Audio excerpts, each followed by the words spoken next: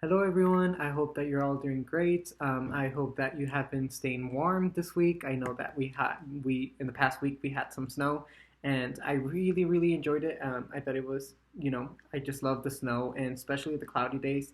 That really helped me, just feel happy, and it just boosted my mood. It's just like one of my favorite things, and I guess it's just because like we're living here in El Paso and we really get those days. So it was just, I don't know. I just always I have like a special admiration for cloudy days. Um, and this week again, just focusing on school and working. But also, I'm just gonna give you guys a little update on my reading journey. I have not started because of school and work. I've been really busy, but I'm looking forward to start very soon on that. So the composer for this assignment that I have chosen to do a little research on, it's called Charles Ives. I apologize. And a little bit of background about him. He was born in the city of Danbury, Connecticut in 1874. And he sadly passed away in New York in 1954. But he is a American composer, and he's known for like integrating both American and European musical traditions. And specifically for the European musical traditions, he was really interested, and he just like really took into his music was the 19th century European Romanticism. So that's something that really plays a major role when it comes to his music. Um, he is known as the leading American composer of art and music for the early 20th century. And throughout his early years, he was exposed to band music, he was exposed to gospel hymns, and he studied piano and the organ. And this is kind of like where his musical journey began. And his father, George E. Ives, he studied a lot of music, which was very different from his family. Like he was like the very few that studied that. So his father knew a lot about harmony, counterpoint, and orchestration, and he knew how to play the flute, the violin, the piano, and the cornet. So again, he had learned a little bit of piano and the flute, but now he has also his father who great impact on him, and just like being able to have like that fatherly figure show you music did play a big role in his music in later years.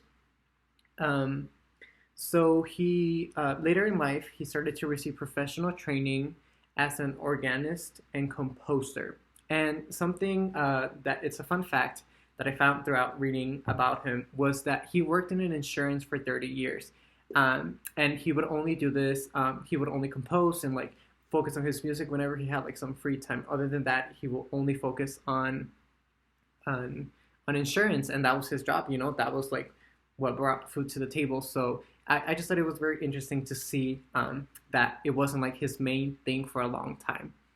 And but during these times, he would compose again whenever he had time, and he became known for using very different musical styles. So we had he would use tonal romanticism, and then he will also do radical experimentation. So a combination of both, and you can see it in his music, which I'll explain a little bit after I go through what the piece that I have selected to talk about. But you can really see how he likes to combine these styles and just different um, instruments and sounds.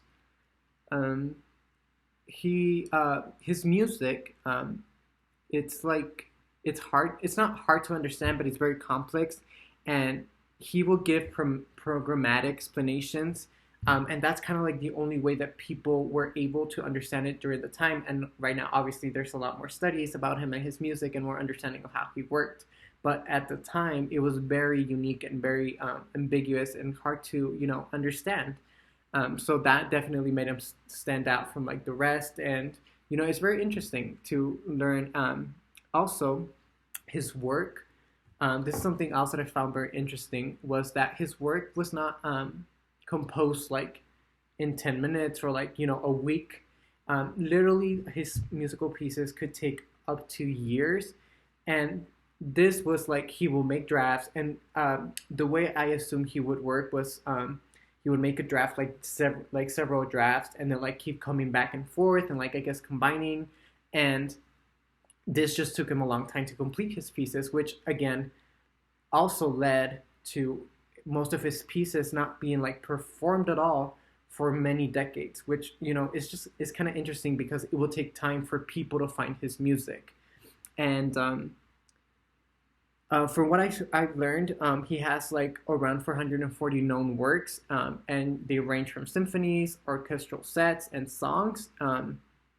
And I talked about his style and the combinations that he had, and this ultimately helped him become very well known and get worldwide recognition. So that is how he eventually becomes known as like an American composer and the leading American composer of the 20th century.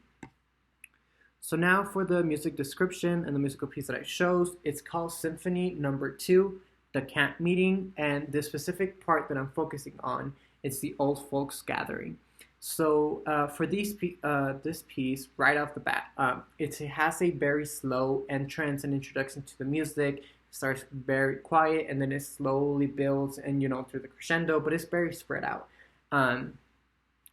We have a piano tone, and there's like this sense again of romanticism from like European roots, but it does have another like a lot of combination of styles, which again ultimately what he's known for. We can notice that there are different voices, violins, flutes, and stuff like that, which again takes us back to what he knew since the beginning of like his musical journey.